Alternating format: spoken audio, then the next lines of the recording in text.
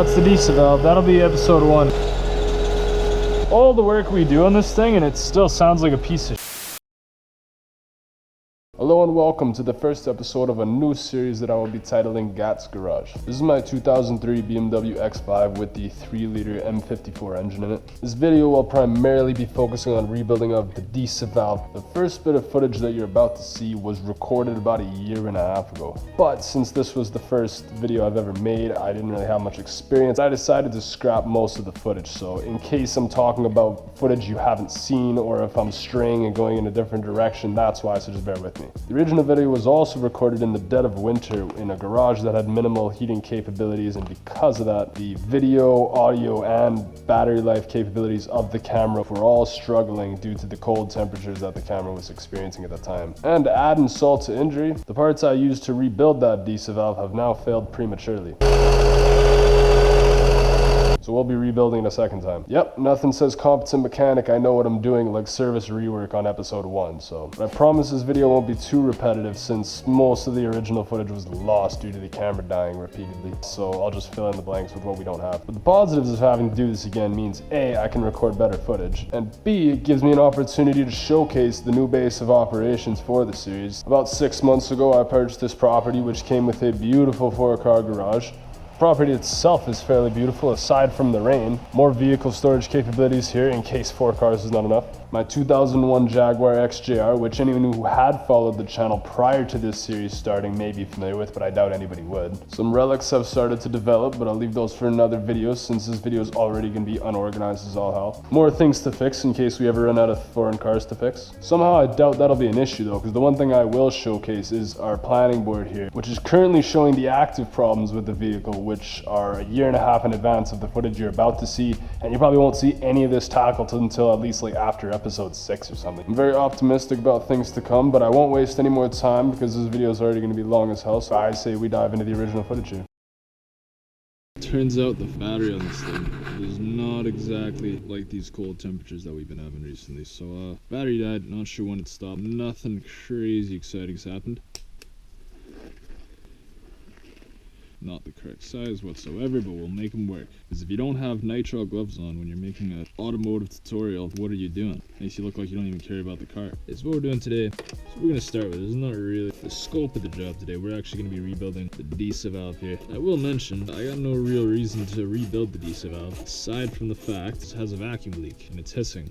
So all that's really bad with it is the gasket. But if I'm like pulling it off to re-gasket it, I might as well just do the whole rebuild, refresh it. I'd also like to see, that'll also tell me the condition of the CCV system, which is BMW's fancy way of describing the PCV system, but BMW calls it something a little different. They call it the cyclonic crankcase valve or something like that.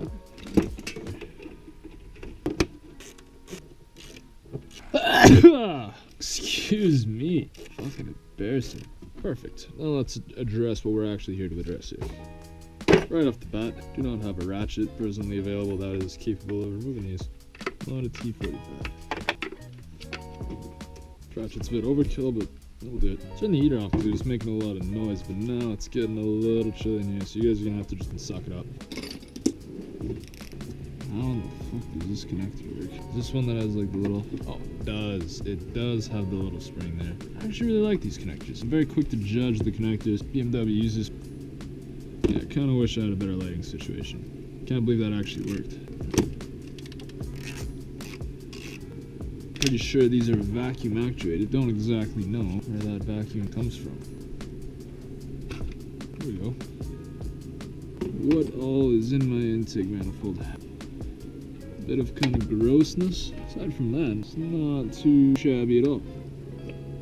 This actually appears to be in pretty good working order, better than I thought. It's actually pretty clean in there too. Whereas, there's the vacuum line. It's supposed to spring about halfway, and you let go. So this valve is actually functioning well. I think we're gonna rebuild it anyway, just because I paid money for the parts. So yeah, the pin is still in there, which is good. Yeah, I need an electronic screwdriver. These are always nice. Extra fine. Stab myself through the fucking glove. Nice.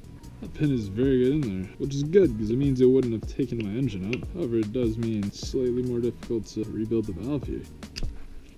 How can I not do that like 3 times in a row? I think I would have learned. And what I could also do, remove the actuator on the bottom and then hope I can poke the pin out from the bottom. May or may not be doable though. That's what we're here to find out though.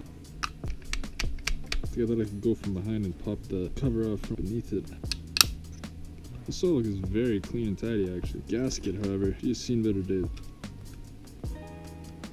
Very clean. May or may not make this easier actually. For those who don't know, rubber does absorb brake clean. So that may or may not make this a little easier because it'll make the rubber softer. Or it'll make it wet and slimy and displeasurable to me. One of the two.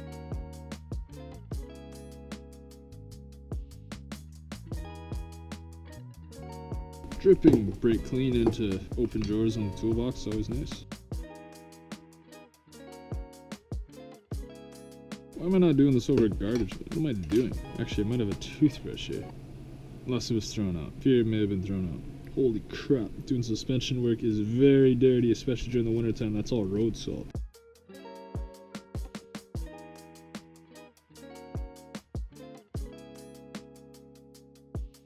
I'm gonna continuously check to make sure we're still recording. It's already died on me once. It's crazy. It's like I'm using a GoPro Hero 4 when there's currently a GoPro Hero 8. Man, I wish I had money. This was free though, so I can't complain.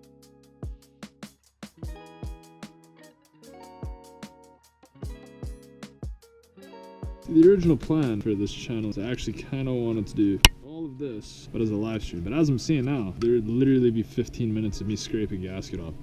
And I'm gonna have to talk a lot more and be a lot more entertaining before I can actually have anybody watching this for 20 minutes.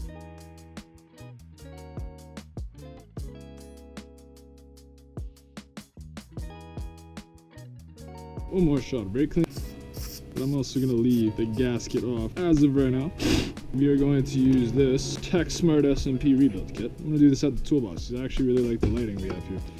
Torque screwdriver, not exactly what you use to open packaging, but sure. Comes with a screw. I do believe the screw is in case this is very stuck in it. If this gets stuck, because this does have like pincers like that, right? Thread that in there and then whoosh.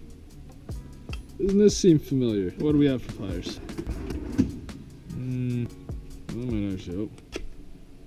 Oh, like just over and over again, I'm gonna do this stupid mistake. Maybe I should just start removing this.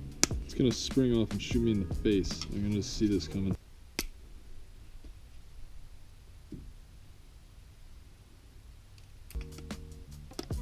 Now I have the crankshaft off. What size is that? I think we're gonna be using a 1/4 inch because I don't know where the other set is. It's always in the same place every single day except when I want to actually do a video.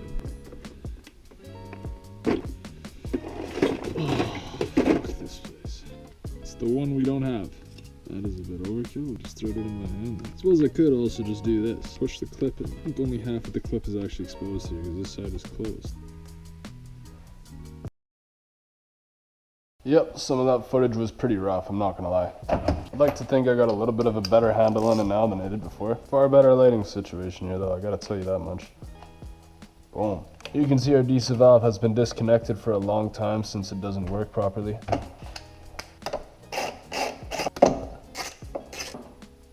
Our bolt tray actively has bolts from a different job that's on the way. A week from now for me, but you won't see the video for another year or something stupid like that. Comments in the original footage that I was making about this pin being a hazard only applies, actually it might apply to this one. It only applies when you're pulling out a factory DISA valve, and the reason is because this pin will get loose, but when it's normally in there, it is backed up against something, so the only risk for it to actually fall out and damage your engine is when you're pulling it out, that the pin can fall into your intake, and that could be a bad issue. It appears my intake is full of oil, unfortunately.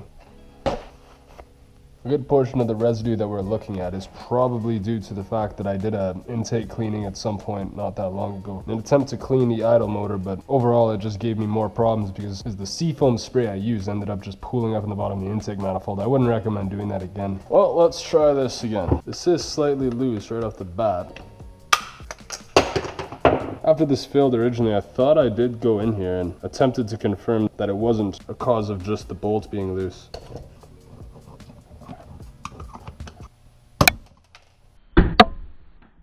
Oh, yep.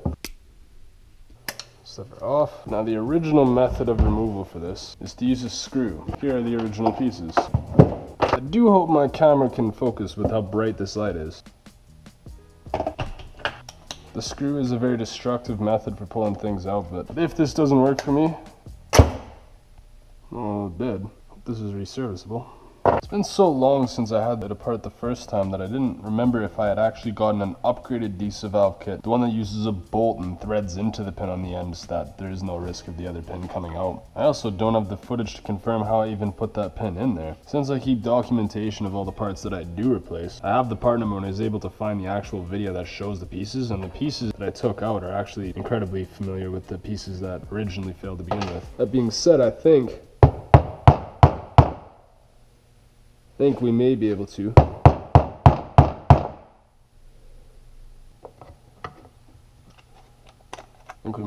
Correct this by just pounding that pin back in.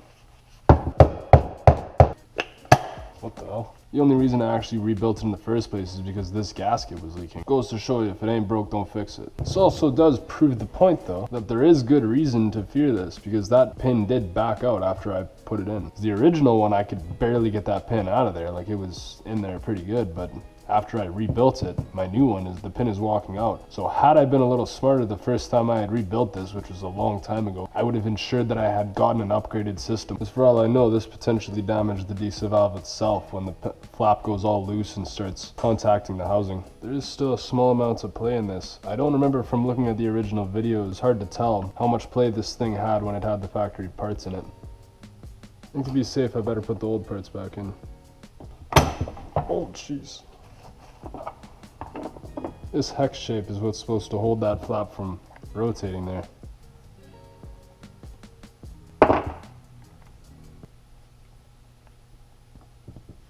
Oh my goodness, yeah. So this part is defective. Look at the difference. You hear that? So, since I don't want to attempt to remove that pin again, I wonder if I can just reuse this piece with the new flap. So you want this to be in the open position. Oh my goodness, look at the difference. Sturdy as all hell. I would not recommend the standard motors part number F something. I'll put it on screen. Failed prematurely. You can see where it started to round off the corners on the hex, allowing the flap to be loose. I'd say that's successfully put back together. Probably could have done some more cleaning, but as you can see, my intake is not looking so hot anyway, so why even clean it up? That there is the cause of the death rattle that comes from your DISA valve when it gets worn out. These being brand new parts, I was hoping they wouldn't wear out, but unfortunately they do. The O-ring has been compromised by me removing it this late in the game. Had I removed it earlier, it may have been okay, but just have to hope we don't introduce a new leak. It does seem like the O-ring doesn't exactly want to seat itself, so I'm going to very carefully seat the O-ring using the bolts.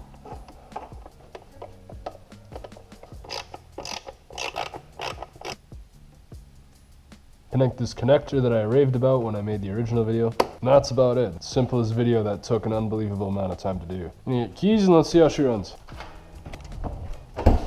This is not the active daily driver right now, so she hasn't run in a while.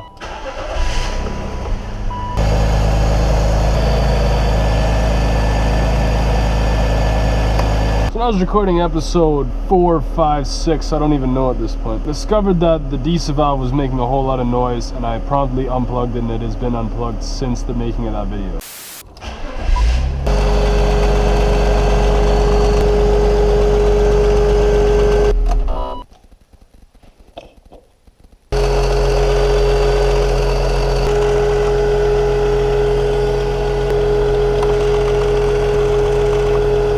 Yeah, it's the DISA valve. That'll be episode 1. She's really not fucking happy now, though. All the work we do on this thing, and it still sounds like a piece of shit. Just now, though, just from unplugging and plugging it back in, it seems to not make any difference in noise, though, so hopefully it's actually working here. The other symptom I was finding was that if I held the RPMs at 2,000 is when you'd hear rattling, so let's see how that turns out here. Might be a good idea to get some ventilation in here.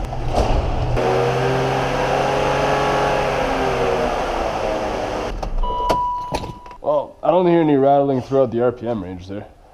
And that's one less code that's going to show up the next time I scan my car. Despite the fact that it doesn't actually show an engine light when you have your DISA valve going, it does show up when you read it on a scanner though. And with that, I think we'll call it for today. Thanks for watching. Welcome to the garage. Don't get used to this garage quite yet though, because I still have another 4 videos that I recorded in that old garage. But yeah, thanks for watching. Have a good one.